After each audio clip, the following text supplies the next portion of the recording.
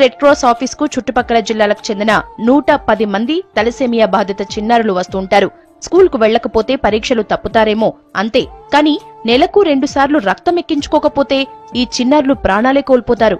వీళ్ల కోసం రక్తం సేకరించడానికే కాస్త డిఫరెంట్ గా వెరైటీగా వెళ్లాలని సంకల్పించారు. అదే బ్లడ్ డొనేషన్ ఛాలెంజ్. రక్తదానం చేసేవారికి సర్టిఫికెట్లిచ్చి శాలువాలు కప్పి సన్మానిస్తున్నారు.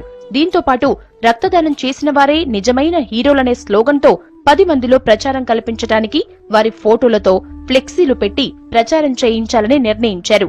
రక్తదాత ఫోటో తీసి ఫ్లెక్సీ తీసి 15 రోజుల పాటు సెంటర్లలో ప్రదర్శిస్తున్నారు.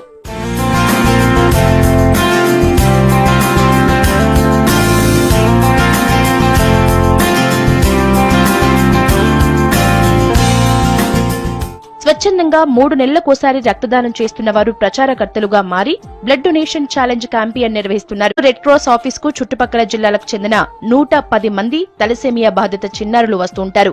స్కూల్ కు వెళ్లకపోతే పరీక్షలు తప్పుతారేమో అంతే.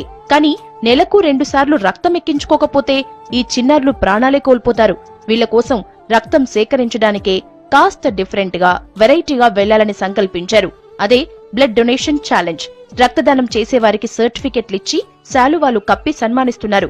దీంతో పాటు రక్తదానం చేసిన వారే నిజమైన హీరోలనే స్లోగన్తో 10 మందిలో ప్రచారం కల్పించడానికి వారి ఫోటోలతో ఫ్లెక్సీలు పెట్టి ప్రచారం చేయించాలని నిర్ణయించారు. రక్తదాత ఫోటో తీసి ఫ్లెక్సీ తీసి 15 రోజుల పాటు సెంటర్లలో ప్రదర్శిస్తున్నారు.